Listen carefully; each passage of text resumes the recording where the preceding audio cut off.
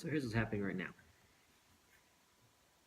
We shot a bunch of stuff, and I was doing those backups the other day, and the one of the big backup I was doing, it kept failing. So I think one of these drives has gone bad on me. So before I go too crazy on it, I'm going to take one of these big drives back to Costco and get a new one. But I'm going to wait until, because there's still stuff on this one, but I'm riding to it's been kind of dodgy. Which means I didn't back these up, didn't shoot on the other day. Which means I didn't back these up, didn't shoot on them the other day, so I had enough other SSDs to work with. Here's the problem. Tomorrow, so my Ursa is doing fine. Jared's is in the shop, and then I thought, okay, well, we're doing a 3-camera thing tomorrow. I'll just use my Red, because it'll match up with the Ursa just fine. I've done that in the past. But the problem being, so when you first, at least when I bought my Red, it still is this way, you had to buy some kind of way to control it, because inherently on the body itself, there was no way to control anything on the Red itself. You had to buy this side handle for $1,000 or $500, I think it was. You had to buy the touch screen, so you could change the controls. This isn't the touch screen. This is obviously the Atomos. I didn't end up buying a touch screen for $2,000, or you had to buy the Red Mote for another $500 to just even change the settings on the freaking thing. So that's what always kind of annoyed me. Now here's the problem I'm having right now is that my side handle is starting to go for who knows why, other than the fact that we've used, I've used it a whole bunch. I mean, although I wouldn't expect the camera to be starting to fail. I'm gonna take the monitor off so I can show you what I'm doing here. But weren't that hard on it. And then also recently on my Red, I went to use it the other day, but the HDMI has failed on it as well, which is frustrating because I did use that quite a bit, and I was very careful about the cabling I was using to make sure it wasn't extra strained, whatever. Anyway, whatever it is, the HDMI is gone, and Red said it might be anywhere between $500 and $2,000 to fix it. So I thought, well, I haven't been using that much. I'll just go off the SDI, because before I was using a small HD monitor, which is only the DP4. You can only get HDMI back in the day. One of the very first versions. Maybe you could get the other one, but I had no reason to. But anyway, I ran HDMI off that. So now, with the Atomos, I thought I'll just run SDI, no problem. The difference being that the last time I used the camera, I had the SDI as a clean feed, so I could run ProRes 422 at the same time as running the red codec, so I could just quickly jump to a ProRes because it was a quick turnaround. And so it's just a clean feed on the monitors, so I have no way to change any settings, format cards, control the camera whatsoever, besides a couple buttons on the side handle which only do a couple of things that you've pre-programmed, or the Red Mote. Now here the problem is my Red Mote, which I have hardly used whatsoever because it only worked wirelessly, because the only way you can dock it to the Red initially was on the back. You snapped it on and docked it, but as soon as you threw a battery on there, there was no way to dock it. So I didn't use it very often because half the time it wouldn't connect to the wireless for some reason. Who knows? But anyway, I could get in here and I could change settings and get in the menus via the Red Mode, except for some reason my little joystick button, it just failed. It hasn't been dropped. It hasn't been like pressed excessively. I just took it out of the box today for the first time to use it probably in a couple months, and buttons failed. So I can't change anything. So the Red is pretty much a brick right now, which makes me very sad because it's a very expensive brick.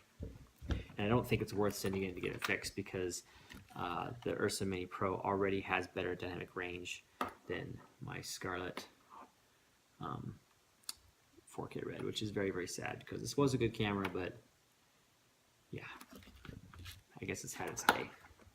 So anyway, long story short, renting another Ursa. This guy's been hammered.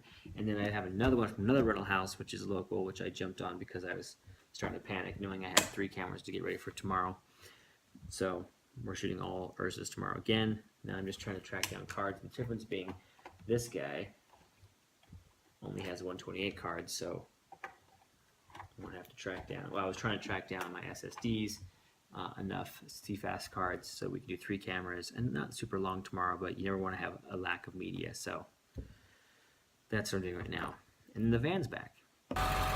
See? Watch this. Ready? Oh, down, up, down, up. It only cost me $300. Okay. Now we're going to put the camera stuff back in the camera van, so the camera stuff is happy and not to be squished in with all the other Grip Electric stuff. So that's what we're gonna do. Ready to go. Well, here we are working on the cart again. This is my only other current utility cart that had some wheel issues. I don't know what happened. I had some wheel, the screws fall off. Where'd the other ones go? Anyway, that's not very bent, but like one of these was bent all the way up, so it was almost unusable. So I figured I'd throw some temporary big wheels on. You can see it's kind of funky right now. These ones match up okay. I just drilled down into the deck. The far holes go through the support structure. I'm just going into the deck on the close holes. So I've actually put either some aluminum or some plywood, but they've changed the design of these wheels so that it won't fit these holes anymore. So I moved it over for the other holes, and again went to the deck. So this isn't going to hold a ton of weight, but it'll be good enough for right now. We're running 3 monitors tomorrow, and 3 is just too many for the small director's cart monitor I have. So I'm just kind of making it easier to run this cart for tomorrow. And then, you know, eventually we'll put some tougher wheels on it and make it into something real. But for now, camera stuff is happily back in the van. Sound cart, I kind of Frankensteined it back together so that I have to deal with it for now. Monitor cart's in there with the solar generator. Van is much happier to have its stuff back in it, and that means there's more room on the truck. So anyway, we're going to take both tomorrow again. And we should be good to go on cards. I have the coup inside that are copying right now, and then I have these 3 suckers that are clean, plus all this CFast cards. So should be good for now. Okay, it's 12:30. My machine says it's going to take 11 hours to copy the last 800 gigabytes from this drive to this drive. Doesn't sound right. That's what I said last time. It did take 11 hours. So I'm going to go to bed. We'll see how it is in the morning. Hopefully it's done. Oh, 10 hours and 30 minutes now, so we're making progress. We'll shoot the 3 camera stuff tomorrow and get cutting.